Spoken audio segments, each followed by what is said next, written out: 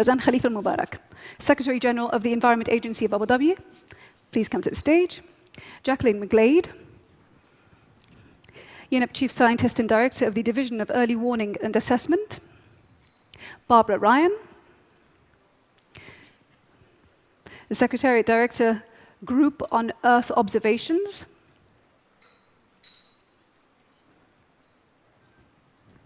Janice Ranganathan, Vice President for Science and Research at the WRI. And Tom Brooks, Head of Science and Knowledge at the IUCN. Now, we're just going to literally wrap up here. I'd like to ask a few questions to each of you, please. I know that you have a lot of sharing to do, and the outcomes of this very, I mean, the amount of knowledge that has been shared over the last 3 days is immense, actually. So I look forward to finding out what each of you decides is your thing that you're going to pick on. But first, how do you all fit together? This is something that I personally would like to know more about. How do you all fit together? You're all parts of a jigsaw puzzle, right? Razan, would you like to just give an overview? Sure, and I think that's in part the beauty of the Eye on Earth community, is we find ways to fit together. We ensure that regions are represented. I know that more often than not, from my part of the world, and you know this very well, more often than not, news from our part of the world is very negative. And for me, being part of the Eye on Earth community is a platform to show that, in fact, there are many positive things happening in our region, and really to ensure that our region participates in decision-making when it comes to sustainability. Okay. So can I jump around a bit, just so we don't do it like a school, one is Barbara, why don't you go next? You do all the big images and the satellite imaging, etc. You say our information is out there for anybody and everybody who wants it, but how do you fit into this community here? Well, maybe building on what Razan just said, and I think we've heard it many times this week, no one organization, no one country can do it alone. And so the power actually exists in all of us coming together, whether we represent the public sector, the private sector, civil society.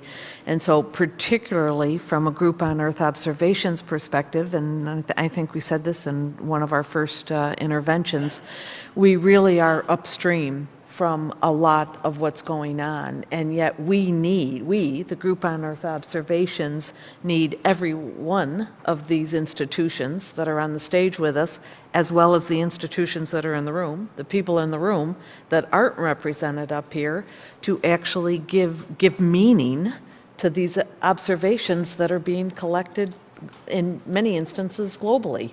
So it's leveraging the community that exists, and that's why we are here.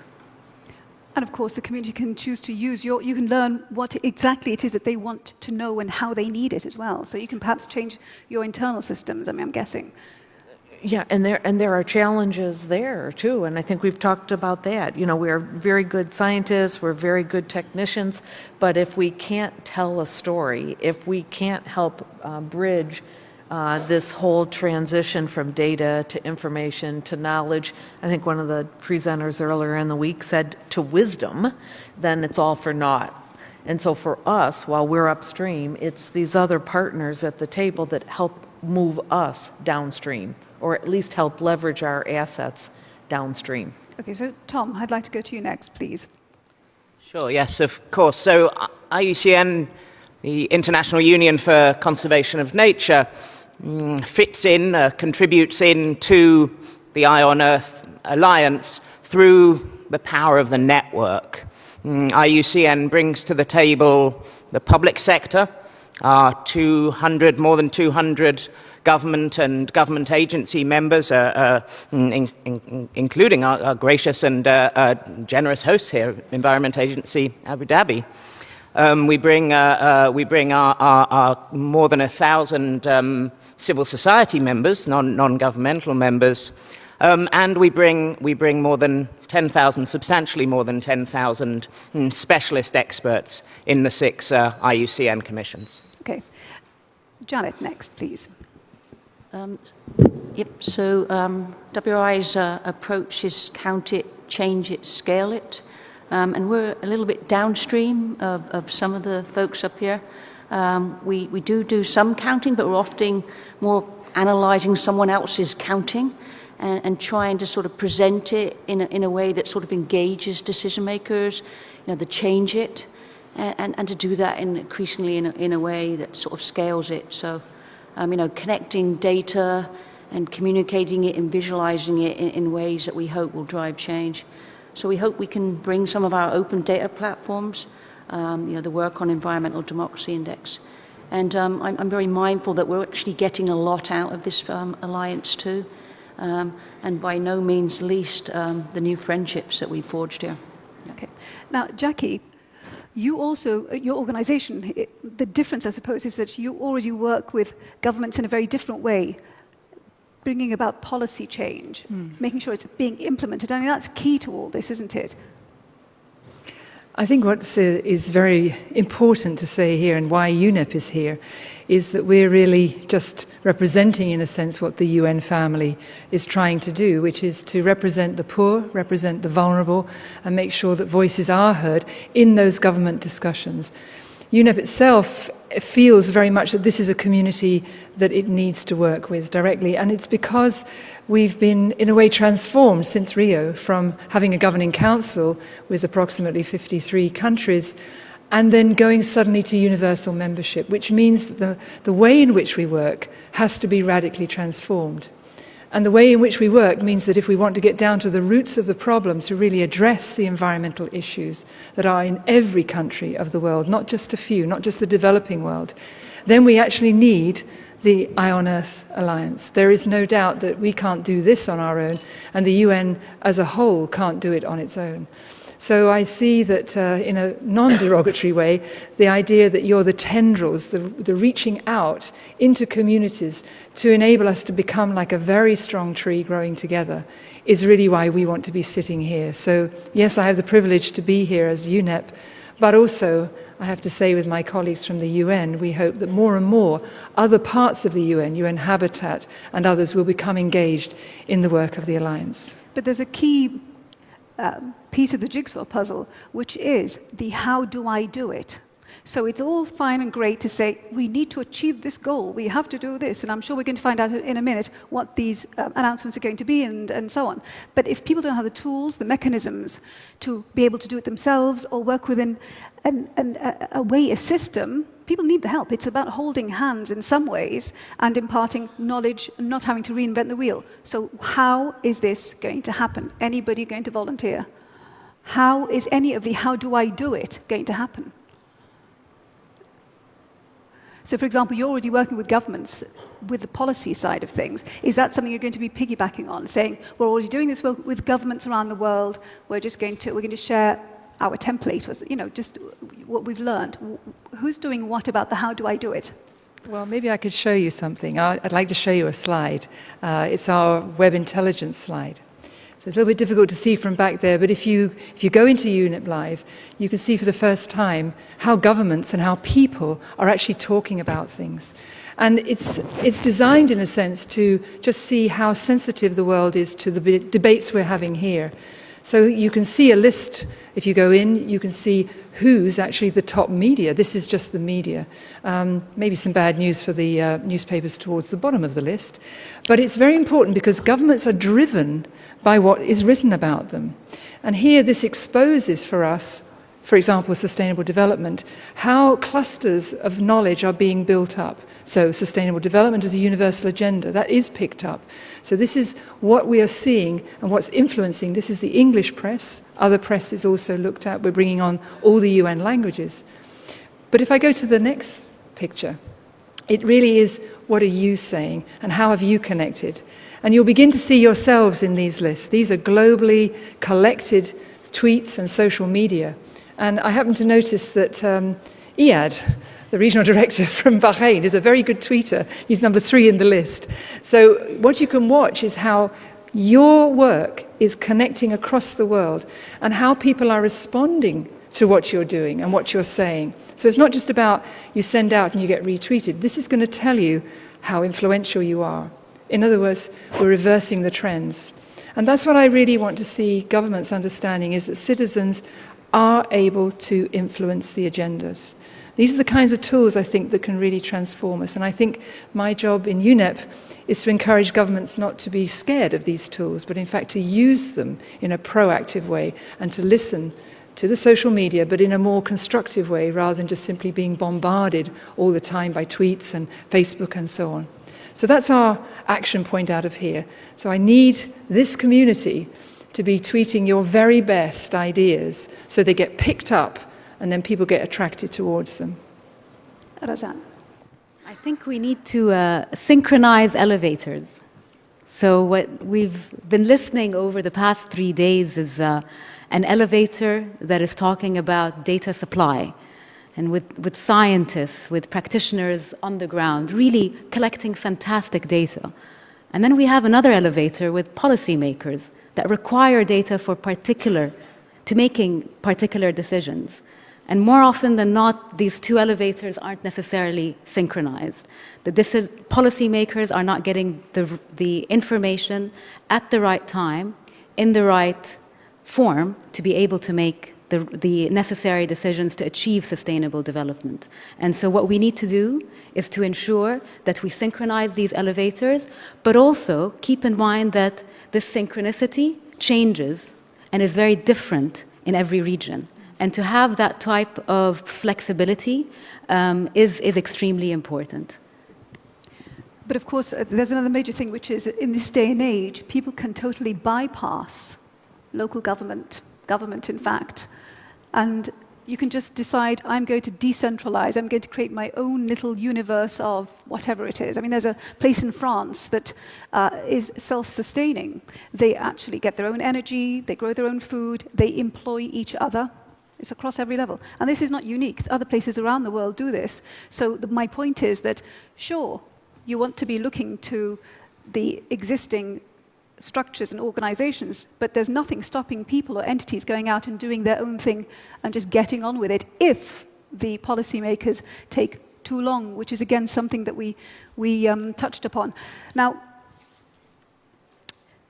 Giovannini, are you here? I don't know if he is, but I'm going to refer to him again. His point is that there is slow uptake, there is red tape, bureaucracy, and so on. So in order for that not to be the case for this event, right, what is going to happen between now and the next one? Because, of course, what happens a lot of the time is people are geared up for an actual event, and the focus is on that, and then it finishes. And then what? Okay, so what about the and then what? Should I start? Please, Okay. go ahead. Well, I hesitate to turn around here, but we've put up here, in a sense, it's an offer, because the deliberations that we've been having as the principals, so to speak, the reason why we're here for the moment, is that we want to really see something come out of where we are today.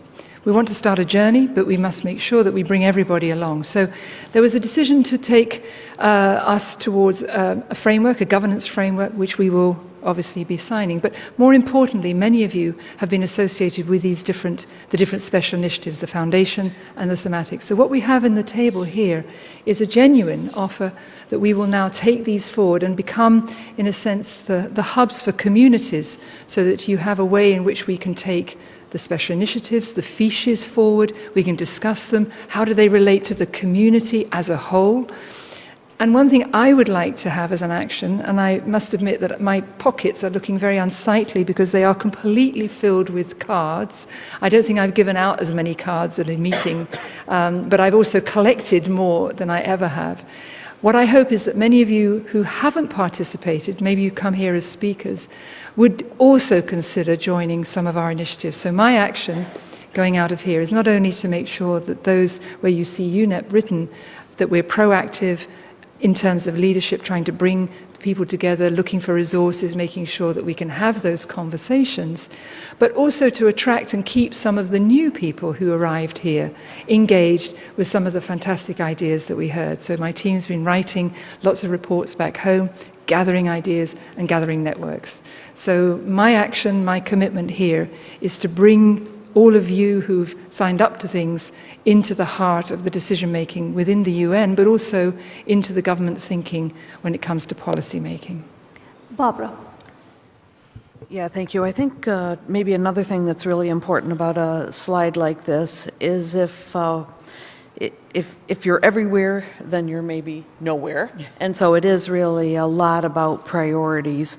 But I think what's important about this is that each, maybe all of our organizations have ongoing efforts in these areas.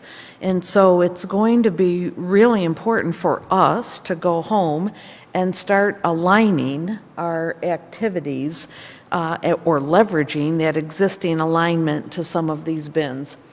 And I'm saying that particularly for many GEO people that are in the audience, because they're going to say, oh my goodness, we've got GeoBon and we've got Blue Planet and we've got a big urban area effort and we have GeoDharma for disasters. And so I think what I want to say is our first stage is very much we must get our infrastructures aligned, because everything will fall out of that. It's an enabling foundational task. But for all of our scientists that are working out in the field on those individual thematic areas, we will do our best to help the leaders in each of those areas to tie that scientific work together. Okay, so I have a very simple question now, which is, what are you going to promise to either do or change? Each of you. Tom. Sure, thanks. Yeah, IUCN would like to, I guess, make three pledges as follow-up and emerging from this splendid 3 days. The first is to contribute our 67 years of experience in building and maintaining networks, like, for example, the specialist group structure of IUCN's Species Survival Commission, to help with the establishment of the new Earth Alliance network. The second is that we're very keen to support the uptake of the IUCN Red List of Threatened Species, the Red List of Ecosystems, key biodiversity areas, and Protected Planet into the activities of Eye on Earth. That is the knowledge products which are mobilized through IUCN's commissions, IUCN Secretariat, members like BirdLife International and NatureServe and many others, and partners like the United Nations Environment Programme's World Conservation Monitoring Center. And third, we would really like to very strongly continue to advocate for the critical role of mechanisms like the Save Our Species program, the Mohammed bin Zayed Species Conservation Fund, and the Conservation Leadership program, which we've just heard about in the wonderful Feet in the Field session, in their critically important roles in developing capacity to generate environmental data from the ground and the water. Thanks. Janet. Yes,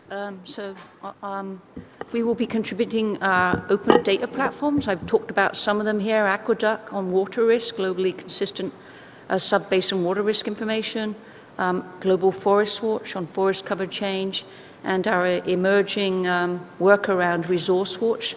We'll make those available to support some of the thematic areas here. And we will be moving ahead with the work we've been doing on access for all. So the Environmental Democracy Index wouldn't have happened but for this alliance.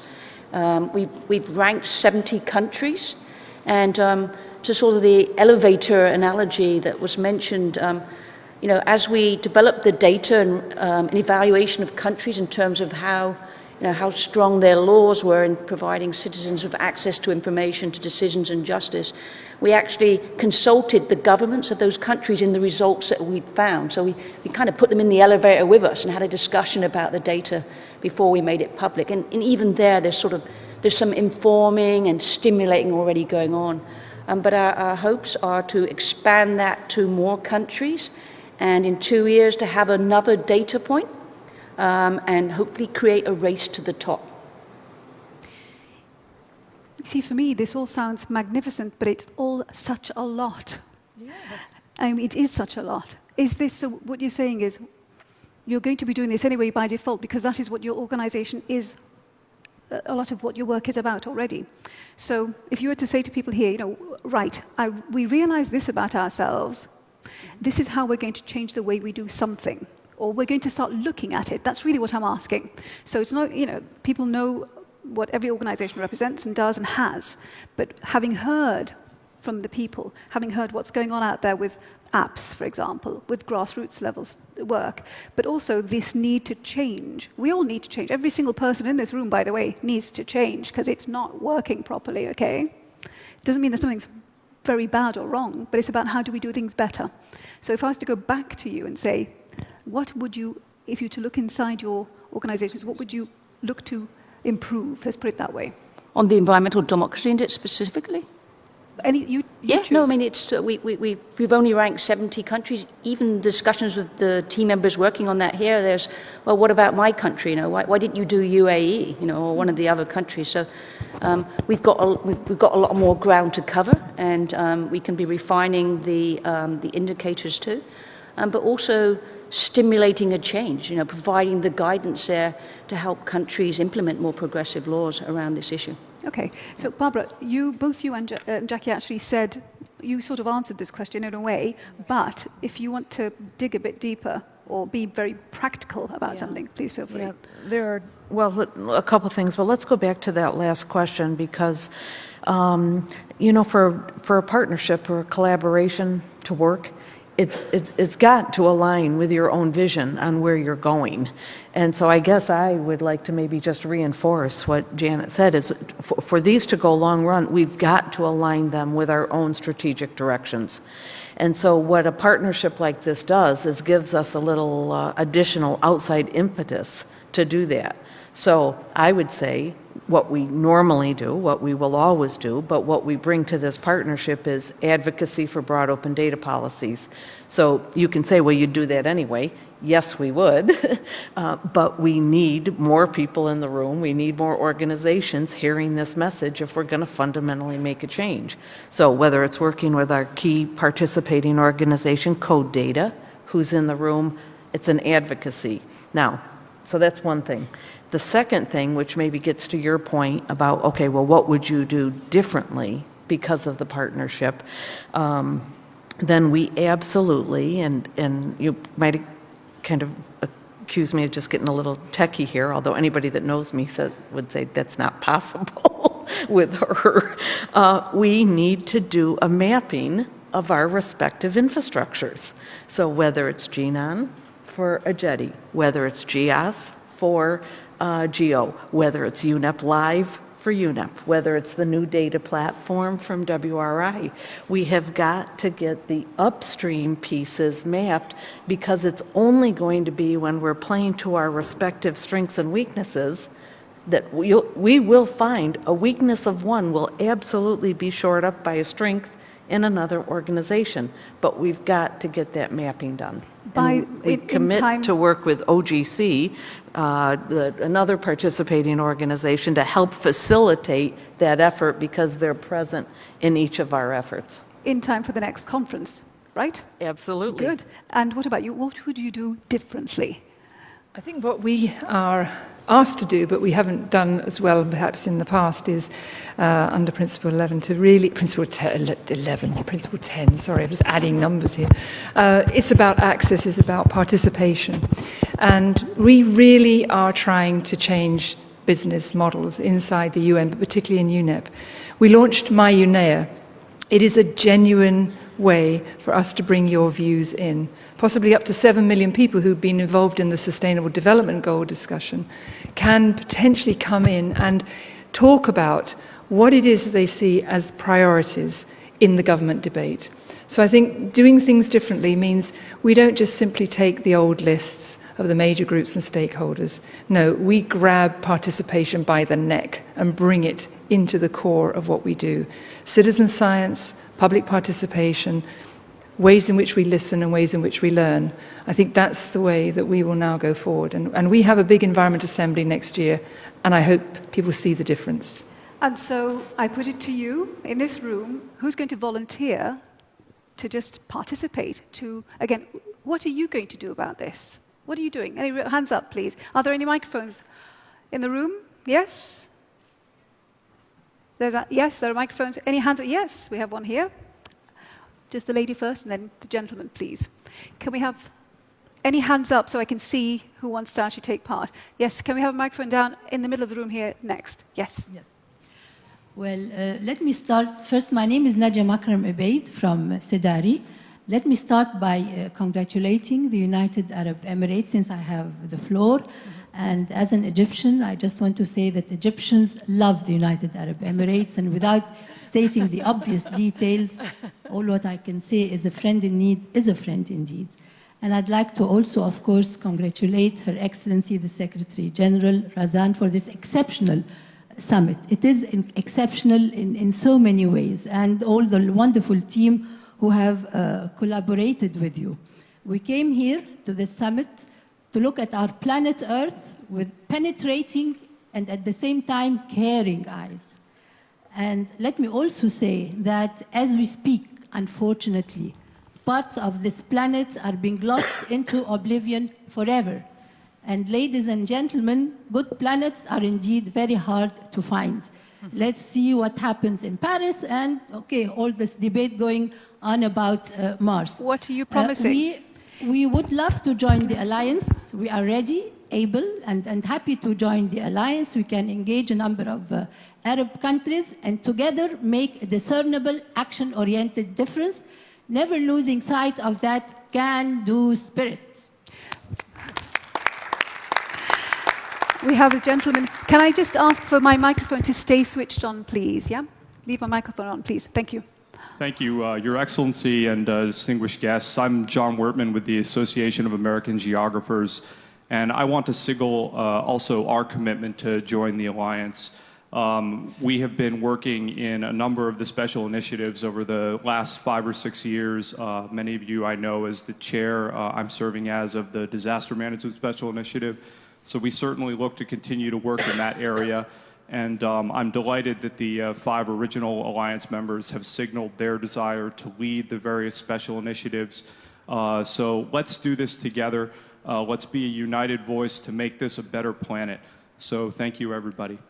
Thank you very much. And could you just raise your hand so the lady knows where to come? Anybody else? I'll take a last comment after this. Any hands up? Now's your chance. All right, please. Thank you very much. Well, one thing we've learned through this 3-day event is the need to not only collect the data, but to process it correctly and to package it in a way that the decision makers can make use of it. And I think one thing that we've learned is that everything is interconnected, like the environment. I mean, like you sitting up there, each one of you form one part of this jigsaw puzzle. And I think that's where we have difficulties. It's very hard for us to deal with our colleagues or other associations. We seem to feel that this is our data and we want to keep it to ourselves. So one thing we need to do is to help the Eye on Earth Alliance and to try to find ways and means that we can open up and share this data. So one thing that we're going to start doing is to look at data in a different way. In fact, the minister over here is going to have a quick meeting in Jordan when he goes back with the monitoring department and see how we're going to start organizing this with the help of you guys. We'll be going to be contacting you to see how we can get it out there and probably be the first country to be able to do so and set the example for this. So thank you very much. Fantastic.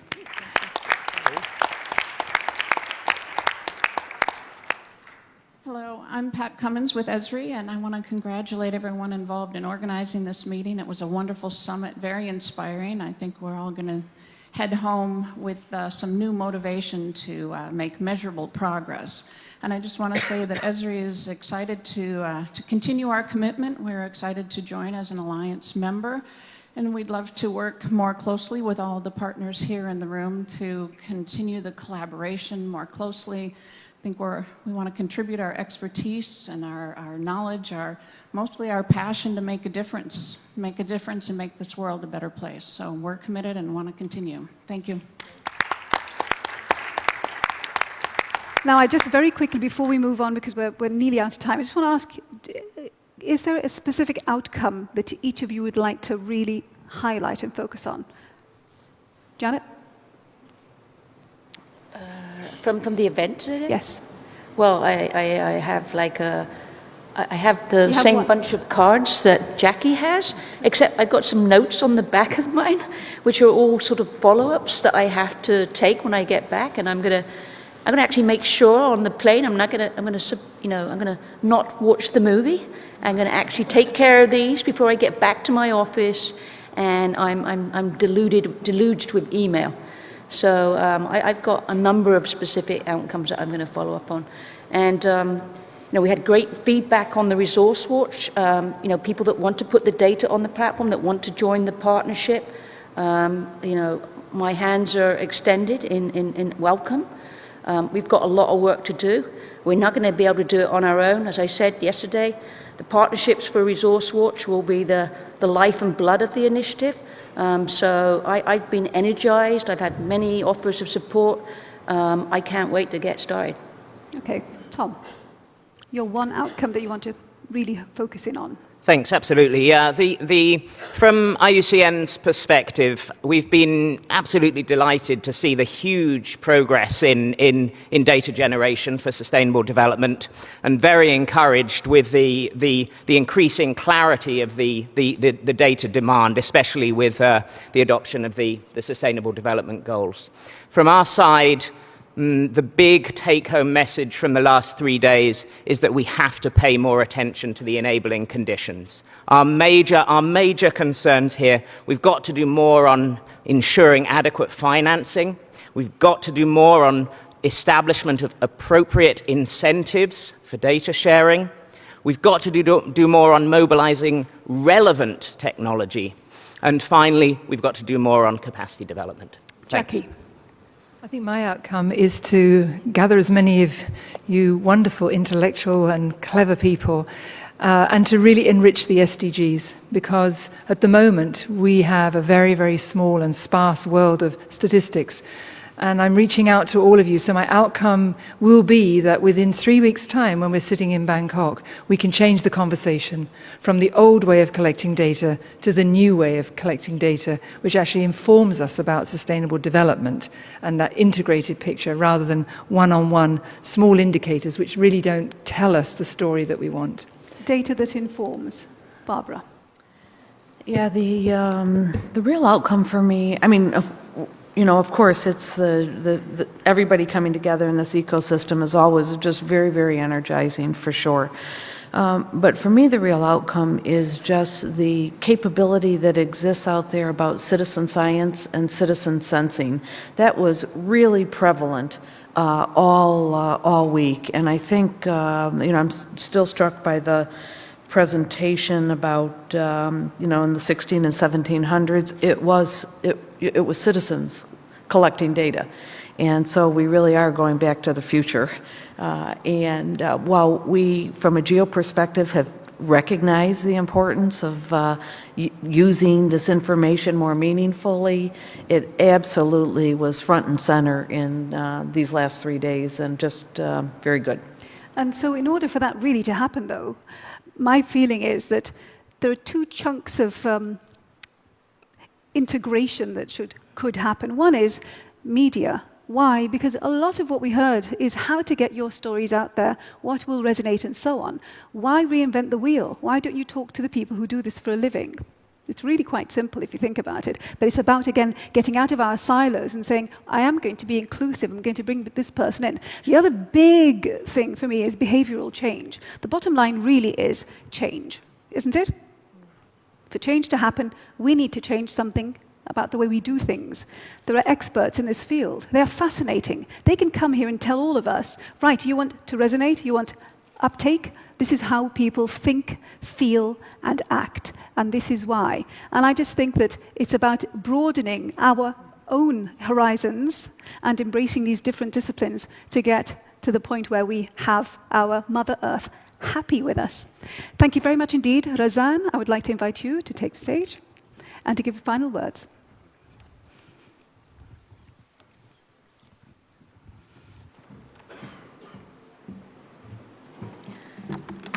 Bismillah ar-Rahman ar-Rahim.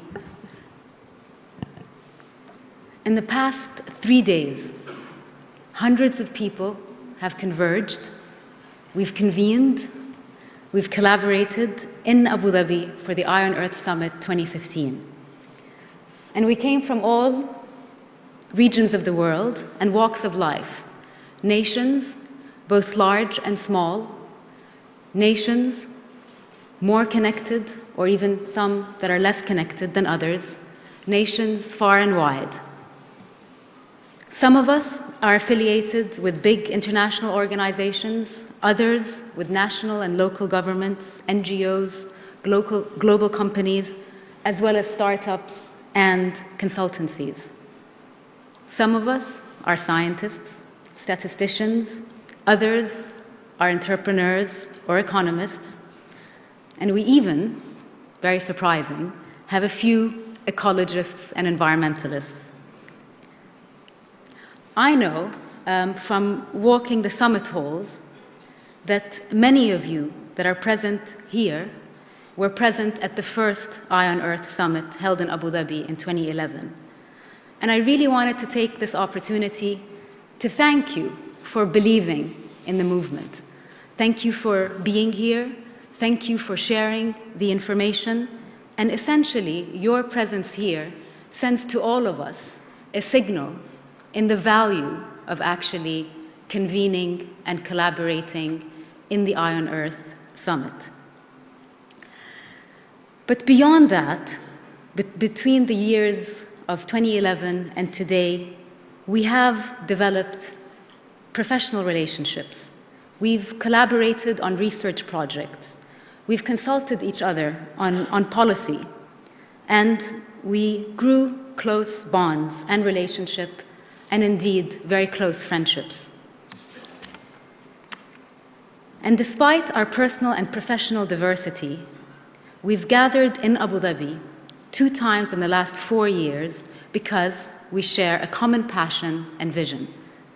We see a world where environmental and associated social and economic information combined with citizen engagement hold the strong promise to improve decisions that lead to a more sustainable planet. When we met 4 years ago, we were a collection of individuals.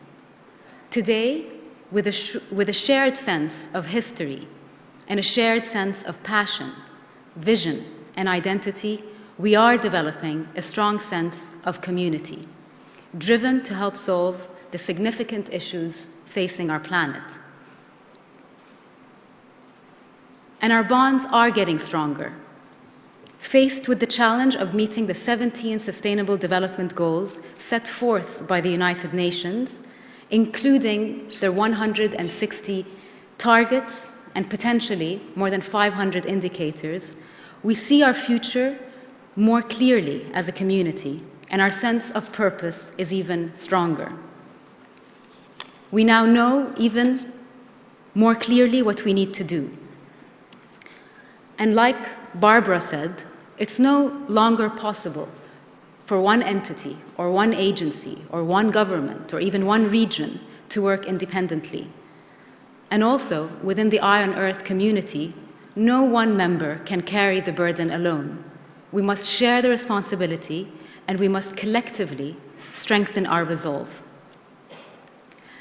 As a result of our summit here in Abu Dhabi, 5 members of our community have committed to come to formalize the Eye on Earth Alliance. The 5 founding organizational members and who made the summit possible include the United Nations Environmental Programme, GEO, WRI, and IUCN.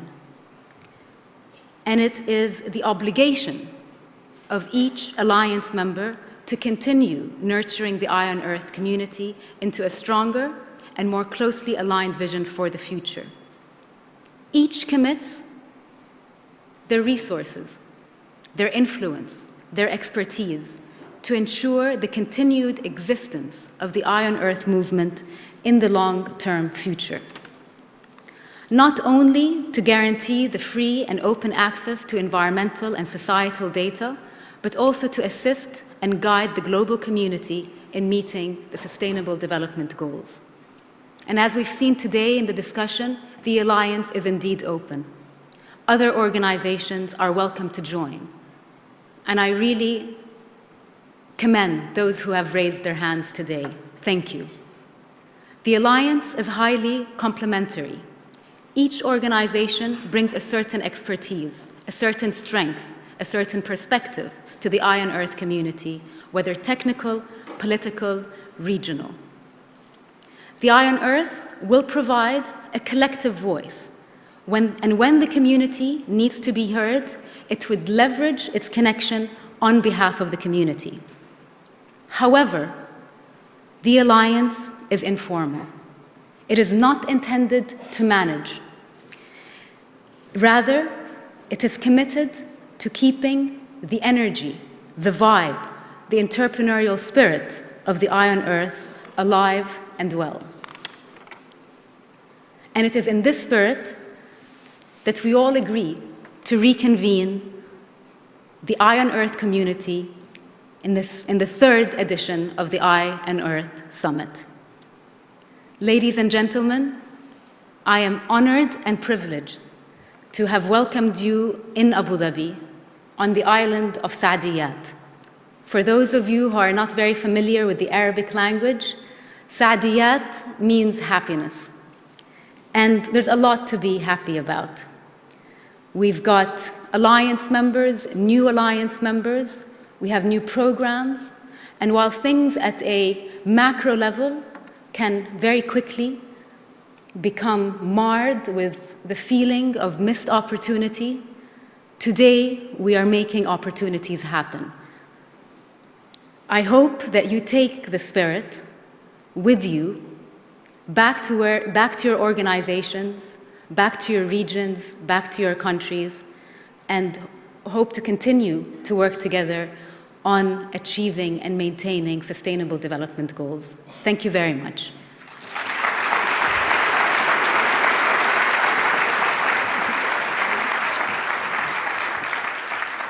Thank you very much, ladies and gentlemen.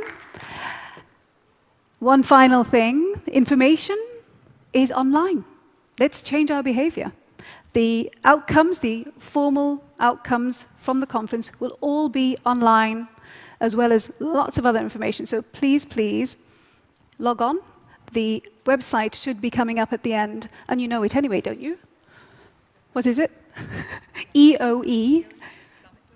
EoEsummit.org. Thank you very much indeed for your time. Enjoy the rest of your stay, and see you next time, hopefully.